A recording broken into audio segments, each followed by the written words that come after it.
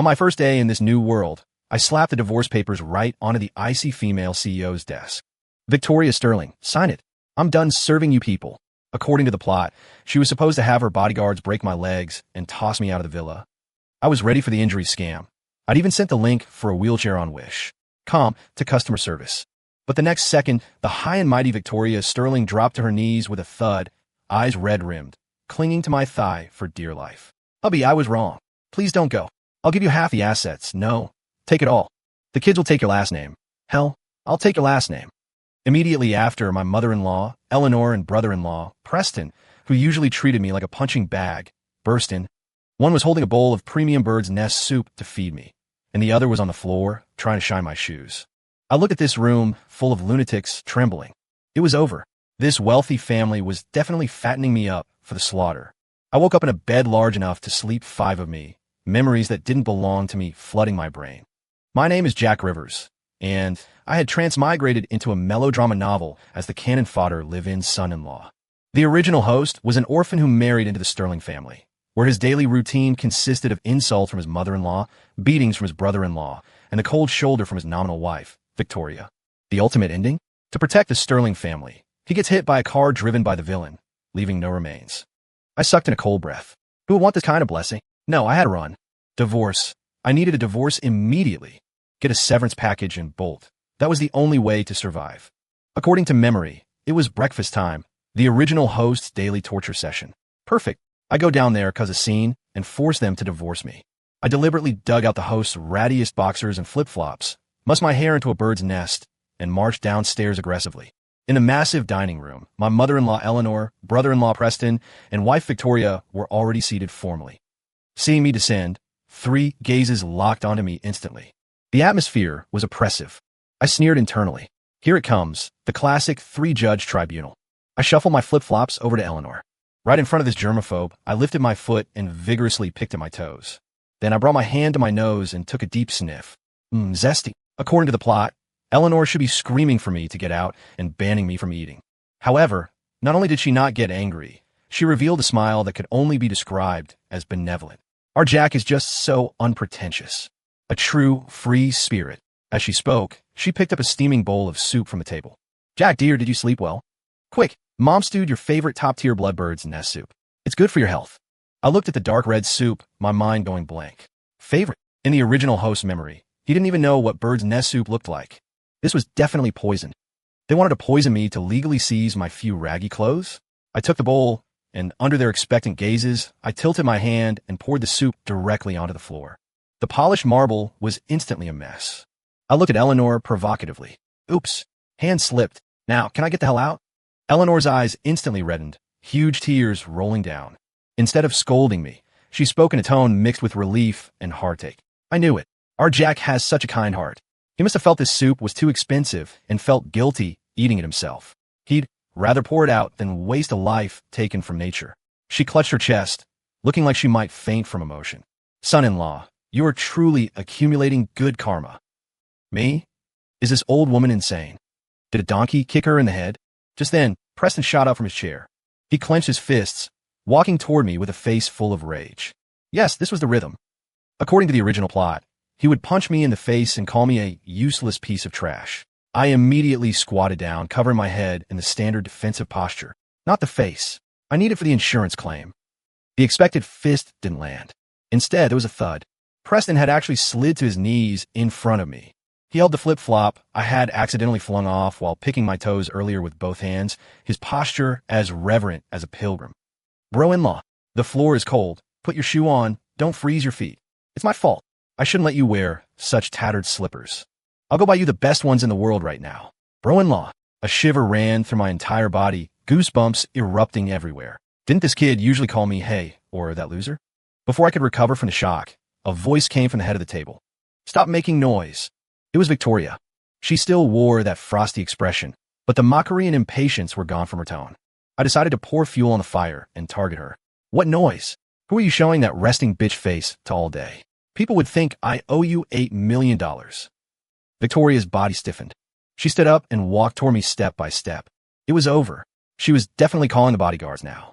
I was already calculating which broken leg would be more cost-effective and if the settlement money would be enough to buy a trailer in rural Idaho. Victoria stopped in front of me and reached out. I instinctively closed my eyes. 1 second, 2 seconds. The slap didn't come. Instead, my chin was gently lifted. Victoria looked at me with an expression I'd never seen before, a mix of guilt and adoration. Does your throat hurt from yelling so much? She turned and coldly ordered the butler. Go. Call the family doctor to check my husband's throat. Also, pass down the order. From today on, no one in the villa is allowed to speak above 60 decibels. Anyone who dares disturb my husband's rest gets thrown out immediately. I was completely dumbfounded. What is happening? Was the whole family possessed? Or was this a new type of psychological torture? They surrounded me, asking about my health, insisting I sit at the head of the table. I didn't move my chopsticks, so no one dared to touch the feast of delicacies. Scared into a sudden need to pee, I said I had to go to the bathroom. All 3 of them actually tried to follow me in, saying they wanted to assist me. I scrambled into the bathroom and locked myself in, leaning against the door, my heart pounding wildly. This was definitely a long con. They were putting me on a pedestal, fattening me up, just to find an excuse to off me. No, I couldn't sit and wait for death. I couldn't stay in the Sterling house another day. Early the next morning, I refused the chauffeur and ignored the row of luxury cars in the garage. I unlocked a shared bike with an app. According to the host's memory, he worked as a janitor at Sterling Corp, responsible for cleaning toilets. I was going to work. I was going to scrub toilets. I was going to ride this crappy bike through the city, humiliating the Sterling family completely. Let's see if they divorce me then. I hummed a tune, pedaling hard, the cool breeze blowing through my boxers, feeling one step closer to freedom. After riding for a short while, I felt something was wrong. Behind me, a long line of honking cars had created a traffic jam. I looked back and almost fell off the bike. A black Rolls-Royce Phantom was following me at a snail's pace. Driving it was Victoria Sterling. She held the steering wheel with one hand and a megaphone in the other, shouting at the surrounding vehicles. Make way! Don't startle my husband. Anyone who dares overtake him, Sterling Corp will blacklist you. The surrounding drivers were furious but dared not speak, looking at me like I was a monster. My face burned. I wished a crack would open in the ground so I could crawl in. Was this an escort? This was a public shaming parade. Finally arriving at the Sterling Corp building, I ditched the bike and ran inside as if fleeing for my life. Where's my mop? Where's my bucket? I grabbed a receptionist and asked. The receptionist turned pale and was about to call security when Preston rushed over like a gust of wind.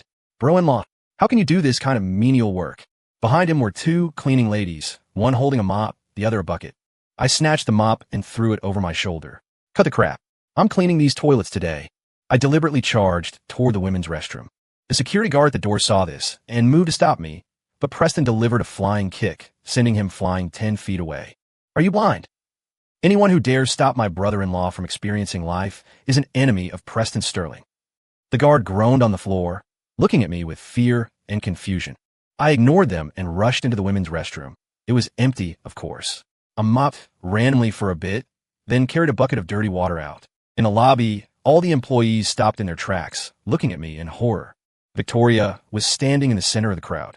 Perfect opportunity. I slipped, and the bucket in my hand flew in a perfect parabola toward Victoria. Splash! The filthy water, mixed with grime, soaked Victoria from head to toe. Her 6-figure haute couture suit was instantly ruined. The entire lobby gasped. Everyone thought I was dead meat. I thought so too, and I was already looking forward to it. However, Victoria just calmly wiped the water droplets from her face. She walked up to me, not angry, not shouting. Instead, she took a handkerchief from her pocket and gently wiped the dirty water off my hands. Are your hands cold? Was the water temperature okay? Next time I'll have them add some hot water. Are you tired? Should we call it a day? I was completely numb. How is this woman's brain wired? Soaked in dirty water. Shouldn't she explode on the spot? I was half dragged, half carried by Preston and several executives into the CEO's private elevator. The moment the doors closed, my heart skipped a beat. This was it. The dagger was revealed. They were taking me to the roof to push me off and frame it as a suicide. It was just me and Victoria in the elevator. She advanced on me step by step until I was backed into the corner. She reached out toward my chest. Scared out of my wits, I threw my hands up and shouted, I surrender. The money is in my pants pocket. I'll take it out myself. Victoria's hand froze in midair. It seemed she only wanted to fix my crooked collar. Ding, the top floor. The doors opened to reveal 3 tall, beautiful secretaries in professional suits. Good morning, CEO. Good morning, Mr. Rivers. Victoria pulled me out of the elevator and pointed to the most comfortable sofa area in her office. From now on, this is your workspace. She then pointed to the 3 beautiful secretaries. They're your assistants. If you need anything, just order them. Your job description is simple. Victoria paused, then said, test snacks for me, play test games, and supervise my work. Listening to this absurd arrangement, a chill went down my spine. This wasn't a job. It was surveillance. Corporate sabotage. They definitely wanted to make the whole company jealous of me, isolate me, and then find an excuse to crush me under their feet. I looked at Victoria's expressionless face, and an even crazier plan surged in my mind. Just you wait. At next Monday's board meeting, I'm going to ruin the Sterling family's reputation. Monday, Sterling Corp top floor conference room. The atmosphere was solemn and oppressive. A group of shareholders in suits sat upright, listening to the CFO's report. Bang! I kicked the conference room door open. Everyone's eyes focused on me. I was wearing a bright yellow SpongeBob SquarePants pajama set, flip-flops on my feet, and a lollipop in my mouth. I swaggered in and plopped down in the empty seat next to Victoria.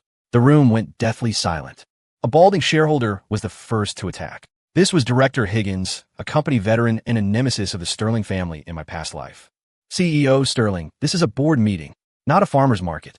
Letting a clueless live-in son-in-law sit here? Where is the decorum? I rejoiced internally.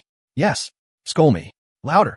Instead of shrinking back, I threw my feet up onto the conference table and looked at Higgins provocatively. Who are you calling out, old man? You baldy, not only is your head shiny, but your breath stinks. I can smell that old man smell from 20 feet away. Higgins turned red, pointing at me, trembling. You, security. Where is security? Get this lunatic out of here. Victoria slammed her hand on the table. Smack. The temperature in the room dropped instantly. Director Higgins. Her voice carried zero emotion. My husband is right. Your toupee really needs replacing. It's in poor taste. Also, remember to brush your teeth before meetings, or just don't open your mouth. Higgins' face turned from red to liver purple. Next to me, Preston proved to be a genius hype man. My brother-in-law insults people with such rhythm. Listen to that. Shiny head, breath stinks. It's not just factually accurate, it's poetic. I think bro-in-law isn't just a writer, but a hidden musician. Me? I'm cursing people out, not writing poetry, damn it. The meeting continued. The big screen began displaying upcoming investment projects.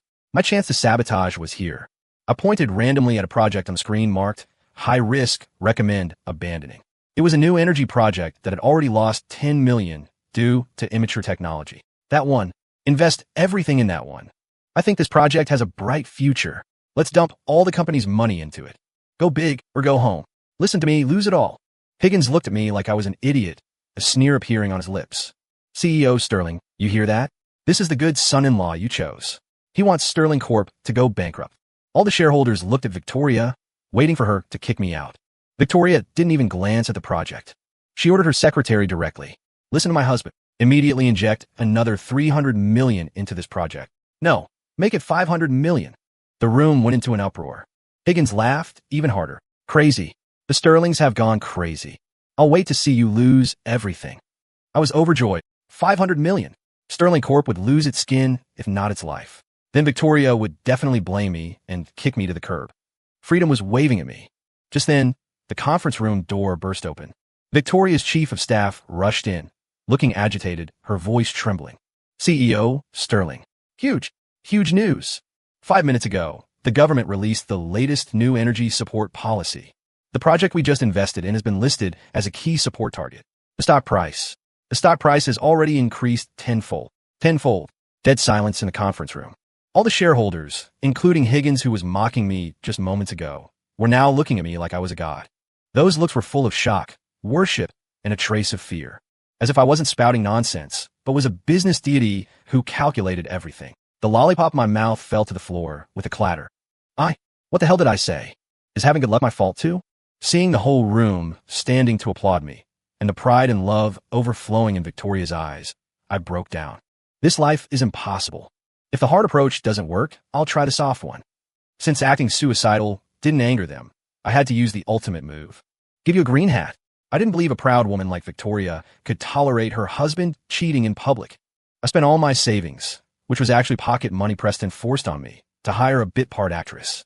She looked innocent but had a manipulative vibe, a professional homewrecker type. I arranged for her to stage an accidental throw-herself-at-me scene at the business gala hosted by the Sterlings that night. The gala was on the lawn of the Sterling estate, full of celebrities and socialites. I wore the bespoke suit Victoria picked out for me, feeling uncomfortable all over. The timing was right. I winked at the girl. She held a glass of red wine, walking toward me with a swaying gait. Just a step away, she tripped, let out a cry, and fell right into my arms. The red wine in her hand landed squarely on my white shirt. "Oh my, I'm so sorry, Mr. Rivers, I didn't mean to." She lay weakly in my arms, her eyes secretly scanning the surrounding reaction. I was thrilled. This was exactly what I wanted. I grabbed her waist tight and shouted at Victoria, who was nearby. "Wifey, look, wifey, I'm dirty." My shout instantly silenced the venue. Everyone's eyes focused on us, full of shock, disdain, and schadenfreude. I could feel Victoria's gaze, cold enough to freeze me. She would definitely come over, slap me, and announce our divorce. I looked at her expectantly. "Come on, humiliate me." Victoria did walk over. She stood expressionless in front of us, her gaze sweeping over me and the girl. The tension in the room hit its peak. Then, under everyone's jaw-dropping gaze, Victoria pulled a black Amex Centurion card from her clutch. She shoved the card into the girl's hand. "Thank you." Her voice was ice cold. "Thank you for catching my husband just now, so he didn't fall. This is your service fee. Now get out." The girl held the infinite limit black card, completely dumbfounded. I was dumbfounded too. This isn't the script. Shouldn't you hit her? Shouldn't you scold me? Seeing the plan about to fail, I panicked and started blabbering. "No, you can't let her go." I pointed at the girl, looking at Victoria with deep affection. "Actually, I love her. Victoria, let's get a divorce. I want to run away with her." As soon as these words came out, Victoria's body visibly swayed. Her face turned pale instantly, and her eyes reddened at a visible speed. She looked at me, her voice trembling. "Hubby, is there something I'm not doing well enough? Tell me, I can change. Please don't say things like that." Before I could react, my mother-in-law, Eleanor, charged over like an enraged lioness. She didn't charge at me, but directly at the girl. Eleanor grabbed her by the hair and delivered 2 slaps, left and right. "Where did this stray come from? Dare to touch my son-in-law? I'll tear your mouth off." The scene spiraled out of control. Just then, a handsome man in a white suit walked over.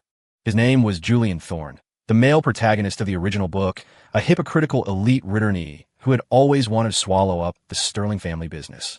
Julian walked up to me, a smirk playing on his lips. "Jack Rivers, you've really got some nerve. Living off the Sterlings, yet daring to fool around publicly. A loser like you doesn't deserve Victoria." I looked at him as if seeing his savior. Yes, exactly like that. Humiliate me. Expose me. Make Victoria see my true colors. However, Victoria just glanced at him coldly. "Julian, my family affairs are none of your business." The situation seemed to be in a deadlock. My cheating scheme had seemingly failed again. Julian obviously wasn't going to let it go. He pulled a checkbook from his pocket, scribbled a string of numbers, tore it off, and contemptuously threw it in my face. "This is 10 million. Leave Victoria. Take the money and get out of the city." The check fluttered to the ground. I looked at the numbers. 1, 2, 3, 7 zeros. $10 million. My heart was instantly hit by ecstasy. I had never seen so much money in my life. Trembling with excitement, I bent down with lightning speed to pick up the check. I pressed it tightly against my face, rubbing it happily, then gave Julian an incredibly fawning smile. "Yes, boss. No problem, boss. I'm leaving. Leaving right now. Going as far away as possible." I turned to run, afraid they would change their minds. An icy hand grabbed my arm. It was Victoria. She snatched the check from my hand and, under my heartbroken gaze, tore it into pieces. "Riot." That sound felt like it was tearing my heart apart. "No." I let out a tragic wail, reaching out to grab the fluttering pieces of paper. "My money. My trailer in Idaho. My happiness for the rest of my life." Victoria ignored me. She turned, raised her hand, and slapped Julian hard across the face. Smack. Crisp and loud. The venue went dead silent. "Julian." Victoria's voice was full of murderous intent. "Who are you trying to humiliate with that pocket change? Can my husband's worth be measured by money? He is priceless." I clutched my chest, in so much pain I couldn't breathe. I pointed at Victoria, shaking with rage. "Victoria, you cut off my income. We are sworn enemies." Victoria, however, thought I was standing up for her, angered by Julian's behavior. She looked back at me with a complex gaze, then turned and took the microphone from the MC. She stood in the center of the stage, taking a deep breath. The entire audience focused on her. "Guests, I apologize. The theme of tonight's gala needs to change temporarily. Tonight is not a business gala, but my confession. In the past, I was blind. I neglected and hurt the most important person in my life. I am here to offer my sincerest apologies to my husband, Mr. Jack Rivers. Saying this, she bowed deeply in my direction. I backed away in fright. What is this woman doing now? Before I could react, Victoria dropped a bombshell. To make up for my mistakes and prove my resolve, I hereby announce, from today on, I voluntarily transfer 51% of my shares in Sterling Corp to my husband, Mr. Jack Rivers, unconditionally. From now on, he is the largest shareholder of Sterling Corp. Boom! My brain felt like it had been hit by a bomb, going blank.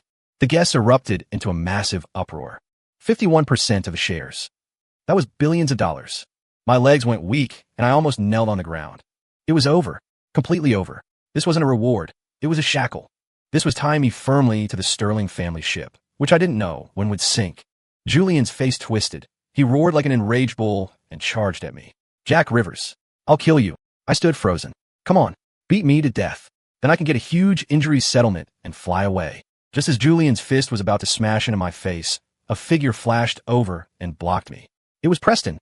Thud. Preston took the punch solid. He clutched his chest, staggered back 2 steps, then channeled his inner drama queen and dramatically collapsed. Uffed. He even squeezed out some spit to fake blood. Bro-in-law, run. Protecting bro-in-law is my life's mission. Before I could roast his acting skills, I was hugged tightly by a pair of strong arms. It was Victoria. Her body was trembling slightly, her voice full of fear and resolve.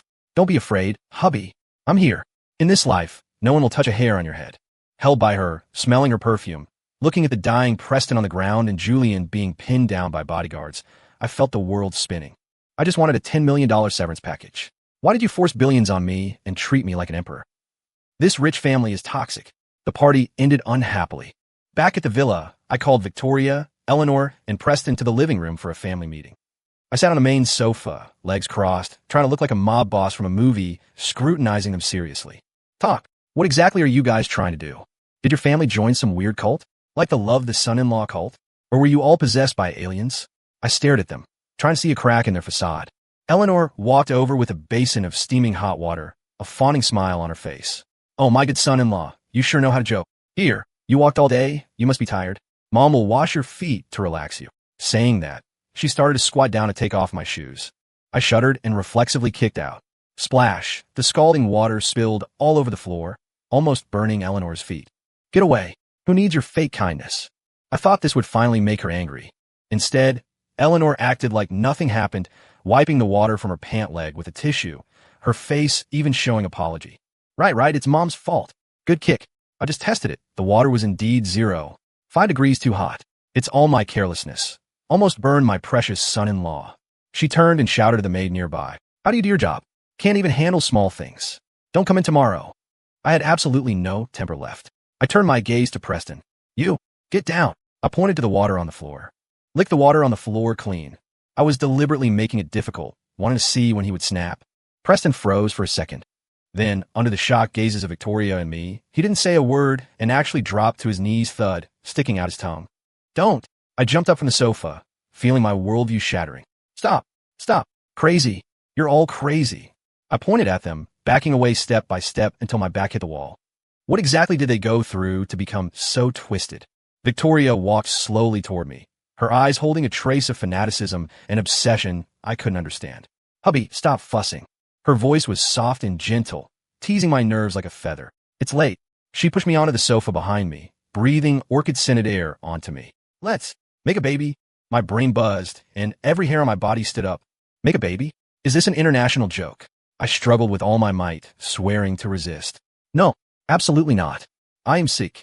My kidneys are failing. I'm infected. To save my innocence, I would say anything. Victoria, however, revealed a smile that said, everything is under control. She clapped her hands lightly. It's okay, hubby. I anticipated your concerns. The villa doors opened, and a group of foreign experts in white coats filed in. The leader bowed to Victoria. Ms. Sterling, the global top male fertility expert team, is on standby. I watched these experts crowd around me, holding various cold instruments I didn't understand. They pointed at me, speaking rapid-fire English. I hugged my junk in terror. To save my last shred of chastity, I used my wits in a crisis and shouted. Don't come over. Actually, I like men. I pointed randomly at Preston, who looked bewildered. Him. I have feelings for him. Instant silence. Everyone's eyes focused on Preston. Preston. He looked at me, then at his sister, his expression shifting from shock to confusion. and finally to a kind of suicidal resolve. He took a deep breath and nodded solemnly at me. Bro-in-law, for you I can be gay. Me? Just destroy me. I am tired. Julian soon launched his revenge. He united several families with grudges against the Sterlings and began an all-out suppression of Sterling Corp, cutting off supply chains, poaching core technical staff, maliciously shorting stocks. For a time, Sterling Corp was teetering, its stock price plummeting. Every day, I watched the green numbers dropping on the financial news, laughing inside. Great. Finally going bankrupt. Victoria, your karma is me. To speed up this process, I decided to act as a corporate spy, working from the inside to deal the Sterlings a fatal blow. I secretly used a new phone number to text Julian. Want to destroy the Sterlings? I can help you.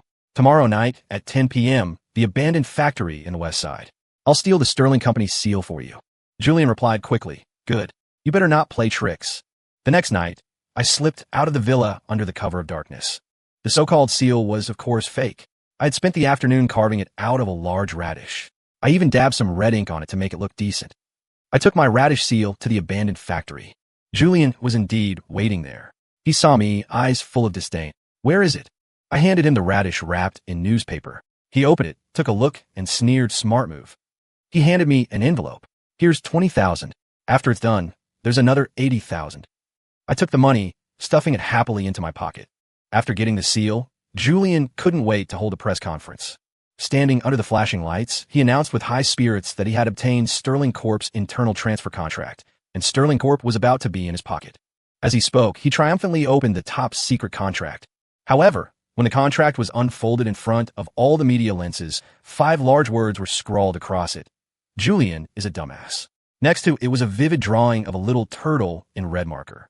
The reporters fell into dead silence, then erupted into raucous laughter. Flashbulbs went crazy, capturing Julian's face, shifting from smugness to shock, then to an iron gray. Watching the live broadcast, I was dumbfounded. Where was my radish seal? How did it turn into this? I found out later that Preston had seen me sneaking out that night and thought I was playing some new game. He secretly followed me and swapped the radish in my bag for a prank contract he had prepared. He thought I was humiliating Julian this way to vent anger for the family. The press conference became a massive joke. The Sterling seized the opportunity to sue Julian for commercial libel.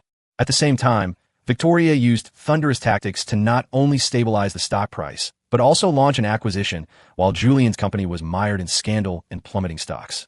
A few days later, Julian went bankrupt. I heard he was living on the streets, and I felt a bit guilty. After all, he was sort of my brother in hardship. I took the 20,000 he gave me and found him under an overpass. He was unshaven, smelling of alcohol, looking wretched. I walked over and handed him the envelope. Bro, here's your money back. Keep it for travel expenses. Julian looked at me, his eyes complex. Just as he reached for the money, several black SUVs roared up and screeched to a halt in front of us. Doors opened, and Victoria stepped out with a group of black-suited bodyguards. Seeing Julian's hand reaching toward me, her face turned instantly icy. What do you think you're doing? Kidnapping my husband? She didn't give Julian a chance to explain, ordering the bodyguards directly. Throw him onto a freighter bound for the Congo. Let him mine some diamonds and reflect on his actions. The bodyguards rushed up like wolves and tigers, dragging Julian away. My hand holding the money froze in midair. Victoria walked over, held my hand, her eyes full of approval and pride. Hubby, you are so domineering. I never even thought that using money to humiliate him was the best revenge. Me? I'm not. Don't talk nonsense. I couldn't take it anymore. I couldn't stay in this house one more day. I had to run away. This time, I planned an incredibly meticulous escape. I didn't alert anyone, just took all my savings, actually just that 20 grand, and my ID. In the dead of night, I crept to the villa wall. It was 10 feet high with electric fencing. Just as I was worrying about how to climb it, Preston walked over in his pajamas, sleepwalking. He walked to the wall, laid down, and assumed a standard human ladder position. Me, although ridiculous, I couldn't miss the chance. I stepped on my cheap brother-in-law's back and successfully flipped over the wall. Freedom. I ran all the way to the main road and flagged down a taxi. Driver, to the airport. The driver glanced at me in the rearview mirror, nodded, and started the car without a word. I sighed in relief, collapsing in the back seat. But as we drove, something felt wrong. Why was the road getting more desolate? I asked warily, Driver, are you taking a detour? The driver slowly turned around, taking off his hat and mask to reveal a face I knew all too well. It was the Sterling family's head of security. He gave me a simple, honest smile. Mr. Rivers, the madam ordered that since you wanted to go for a joyride, We should accompany you properly. Me? Plan A failed. I was invited back to the villa, but I wasn't giving up. The next day, catching them off guard, I secretly booked a flight to a border town on my phone. I wore a disguise, hat, mask, sunglasses, and successfully sneaked into the airport. To avoid attention, I didn't even go to the VIP lounge. I sat in the main hall and made a cup of instant noodles. Smells so good. Just as I slurped the first mouthful, the airport broadcast suddenly sounded. Attention please. Attention please. Ms. Victoria Sterling's esteemed husband, Mr. Jack Rivers, please proceed immediately to VIP Channel 1. Your private Gulfstream G650 is ready on the tarmac. Repeat. The broadcast played 3 times, the voice echoing through the entire terminal. Instantly, everyone's eyes focused on me and the cup of noodles in my hand. My face flushed red down to my neck. Social death. Is this the legendary social death? Even more despairing, Victoria appeared in front of me with a ceremonial squad of flight attendants and bodyguards. They were holding a massive banner. It read, "Warm welcome home to hubby Jack Rivers." I broke down. I threw away the noodles, squatted on the ground holding my head, and let out a groundhog-like scream. Ah! Victoria walked up to me, gently helping me up. "Hubby, what's wrong? Don't you like the welcome ceremony?" I wanted to cry, but had no tears. I just wanted to see some scenery.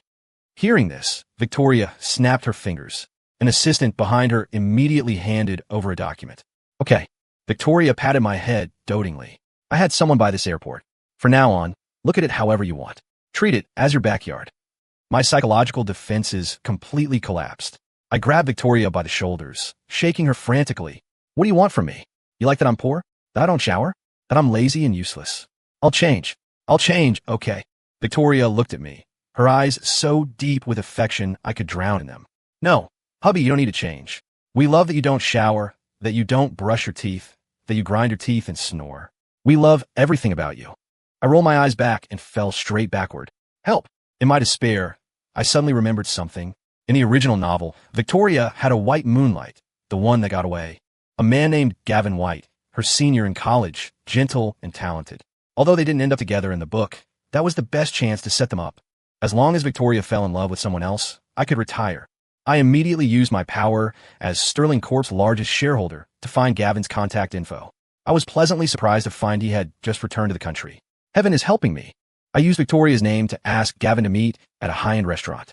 Then, I lied to Victoria, saying I had a surprise for her. I took her to the restaurant and pushed her into Gavin's private room. Click! I locked the door from the outside. I pulled up a chair and sat at the door, pressing my ear against the wood. I imagined the sparks flying inside, a lonely man and woman rekindling old flames. Then I'd kick the door open, take photos as evidence, and leave them with no excuse. Divorce papers, huge settlement, here I come. Soon, sounds really came from the room. Not the sweet nothings I imagined, but bang bang, that's fighting sounds, mixed with a man's screams. I was delighted. Was Gavin trying to force himself on her, and Victoria resisting? Then I'd be the hero saving the damsel, highlighting Gavin's scumbag nature, so Victoria would give up on him completely. Excitedly, I kicked the door open, raising my phone and shouting, "Nobody move! Police!" Huh. The scene before me left me dumbstruck. Victoria had one foot planted on Gavin's chest, holding a gleaming steak knife. The tip of the knife was pressed right against Gavin's throat. Gavin was black and blue, his clothes torn, looking absolutely miserable. "Speak." Victoria's voice was as cold as a Siberian winter. "Was it you? Did you trick my husband into bringing me here? What did you want to do to him?" Gavin saw me like he was seeing his savior, crying out, "Jack, help! Your wife is crazy. I'm innocent. I just heard you guys were having a vow renewal ceremony and came back specifically to congratulate you." Vow renewal? What the hell? Before I could figure out the situation, Victoria dropped the knife and rushed over to hug me. She looked at Gavin with a wary expression, as if I were a fragile treasure. "Hubby, were you jealous? Did he not trust me? So you used this method to test me? I'm sorry, it's all my fault. I shouldn't have let him return to the country." I tried desperately to explain. "No, I just wanted you guys to catch up." My explanation, to the Sterling family's ears, became something else entirely. That night, back home, Eleanor and Preston looked at me with eyes full of heartache and self-blame. It's all our fault, making our son-in-law feel insecure. He must love Victoria too much, love her to the point of anxiety, to do something so extreme. From now on, we must treat him even better, let him feel our wholehearted love. Listening to their delusions, I just wanted to bang my head against the wall. I just want a divorce. Why won't you understand? I got kidnapped. This time it was real, not a drill, not a script, actual desperados. On my way back from the market, someone threw a sack over my head and tossed me into a foul-smelling van. But I wasn't afraid at all. Having been through so many storms, I was unflappable. This was surely another scene arranged by the Sterlings, wanting me to experience being a hero or to feel how deep their love was. TSK, cliché. I calmly adjusted to a comfortable position inside the sack and even offered a critique. Hey guys outside, the actors aren't professional enough this time. The smell in this car is too strong. Can the prop department put in some effort? The car went silent instantly. After a long while, a rough voice sounded viciously. Kid, shut your mouth, or I'll kill you. Arriving at the location, I was dragged out of the car and thrown into an abandoned warehouse. The leader ripped off the sack, revealing a fierce face. Kid, do you know why we kidnapped you? I picked my ear. I know. Isn't it because I'm now the billionaire husband of CEO Victoria Sterling? The leader paused, obviously not expecting me to be so cooperative. He waved a knife in front of my face. Good that you know. Behave. Guess $5 billion, or we chop you up and feed you to the dogs. Hearing this, I got anxious. I snatched the phone from his hand and yelled at him. $5 billion? Who are you looking down on? Do you look down on me, or look down on Victoria? I, the premier shareholder of Sterling Corp, am only worth $5 billion. At least $50 billion. The kidnappers were all stunned, looking at me like I was a lunatic. I ignored them and started teaching them step by step. You can't write a ransom note like this. It's too amateur. It needs flair, impact. Same with the video. You have to beat me up a bit. Put some blood on my face, tear my clothes, understand? That's how you trigger my wife's desire to save me. And the money comes faster. The kidnappers looked at each other, feeling their worldview under attack. In their entire careers, they probably hadn't seen a hostage as arrogant as me. The call soon connected to Victoria. I put on speaker. On the other end, Victoria's voice was as cold as a demon from hell. If my husband loses a single hair, I will wipe out your entire family. No, your entire lineage. Hanging up, the leader's legs went soft. Not long after, a deafening roar came from outside the warehouse. Drone swarms, armored vehicles, even a few helicopters. The array was more exaggerated than a Hollywood blockbuster. The kidnappers peed their pants in terror, kneeling on the ground, hugging my legs and crying. Big brother, sir, we were wrong. Please just leave. We don't want the money. You are like our reborn father. I kick him away. No way. We agreed on $50 billion, not a penny less. Once I get the money, you have to give me half. That's my rightful getaway fund. Just as I was haggling with the kidnappers, boom. The warehouse door was blown open. Victoria, dressed in all black, rushed in with a group of heavily armed mercenaries. She immediately saw me sitting in a circle with the kidnappers, playing cards. I was holding a winning hand. I pointed at the bruised and swollen leader and complained to Victoria. Wifey, they cheated, and they owe me $200. Don't let them leave. Victoria looked at me, stunned for 3 seconds.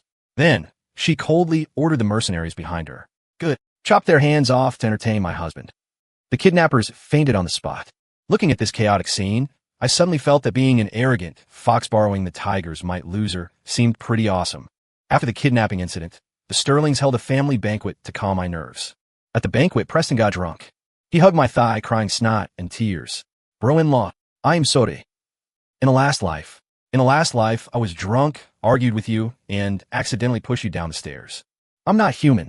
I'm an animal. I'm sorry, bro-in-law. The table went silent instantly. My hand holding the chopsticks froze in midair. Last life, pushed downstairs. My brain buzzed as if struck by lightning. I suddenly recalled all the strange behaviors of the Sterling family recently. Eleanor's kindness, Preston's fawning, Victoria's guilt and obsession. All the fragments pieced together into a complete and bizarre truth in this moment. They were all reborn. I used the excuse of going to the bathroom to sneak into Victoria's study. I remember the bottom drawer of her desk was locked. I found a tool and pried it open. Inside was an exquisite diary. My hands trembling, I opened it. The first page had a line written in blood red ink. Jack Rivers, I'm sorry. If there is a next life, I will give everything to keep you safe. The diary detailed her experiences in the past life. The Sterling family went bankrupt. Everyone betrayed her. Only I, the nominal husband, stayed. To raise money for her comeback, I sold a kidney on the black market. To save her from enemies, I was hit by a car and died. Every page was soaked with her blood, tears, pain, and endless regret. It turns out I didn't transmigrate into a melodrama, but into a death of the beloved tragedy. I was the dead white moonlight male-led. I walked downstairs holding the diary, feeling complicated. In the living room, Victoria, Eleanor, and Preston all had their heads down like criminals awaiting judgment. Seeing the diary in my hand, Victoria's body trembled violently. She thought I would leave her forever after knowing the truth. Hubby, she wanted to say something, but couldn't get a word out, tears rolling down like broken pearls. Eleanor and Preston dropped to their knees thud in front of me. Jack, the Sterling family failed you. Beat us, scold us, take it out on us. Please, don't leave, Victoria. The atmosphere was intense, the sorrow reaching its peak. I looked at the three of them, crying their hearts out, and was silent for a while. Then I let out a long sigh. All right, stop crying. They looked up, eyeing me with a mix of hope and fear. I tossed the diary onto the table, cleared my throat, and asked seriously, since you're all reborn, do you remember the winning lottery numbers from the last life? Family. I looked at them with disappointment. Why are you crying? Can crying buy dinner? Hurry up while the memories are fresh. Write down all the ways to make money. Otherwise, isn't this rebirth wasted? Watching the three of them dumbfounded, I felt I had grasped the true meaning of life. Screw love and hate. Making money is the way. After the misunderstanding was cleared up, I completely gave up on the idea of divorcing and running away. Since they owed me a life in the past and insisted on paying it back double in this one, why shouldn't I let them? So, I comfortably began my life as the emperor. I established a new set of Sterling family rules. Rule 1. Victoria is responsible for making money. I am responsible for looking pretty. Oh no, responsible for eating and sleeping. Rule 2. Preston is responsible for running my errands, driving, and being a human punching bag. Rule 3. Eleanor is responsible for researching recipes to ensure my meals are never the same. Life became incredibly comfortable. The first thing Victoria did when she came home from work every day was kick off her high heels and kneel by the sofa to massage my feet. At first, I was embarrassed, but then I got used to it. Some media outlet found out about my legendary deeds and insisted on interviewing me about the secret to my success. I held a cigar, looked into the camera, and spoke deeply. First, you need a good appetite. Second, you need a good wife. To sum it up, if you're going to be a kept man, be righteous about it. After that report went out, I became the idol and life mentor of every live-in son-in-law in the country. Julian came back from mining in Africa, tan like a piece of charcoal.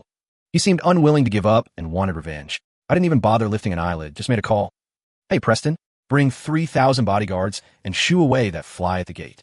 Julian saw the mass of bodyguards outside the villa, rolled his eyes back, and fainted on the spot. Later, Victoria got pregnant. Maybe due to a sympathetic connection, my pregnancy symptoms were worse than hers. Before she threw up, I was hugging the toilet, puking my guts out. The Sterling household was in chaos, treating me like a national treasure. Eleanor and Preston cooked delicious food for me every day. Victoria took maternity leave directly to stay by my side 24 hours a day. I lay on the 500-square-foot bed, wife on the left, brother-in-law on the right, mother-in-law peeling an apple by the bed. I looked at the brilliant crystal chandelier on the ceiling and sighed with satisfaction. Sigh, is this the end of the road for slacking off? It feels so good. Just as I prepared to turn over and continue enjoying this decadent life, a mechanical electronic voice suddenly sounded in my brain. Ding! Detected host's slacker mentality has reached the peak. Binding conditions met. Congratulations, host. Successfully unlocked the ultimate hustler cultivation system. Newbie mission. Please complete 100 push-ups and recite the full text of the Tao Te Ching within 24 hours. Failure will result in electrocution. Me? I raised a middle finger at the empty air. Get lost. Story complete.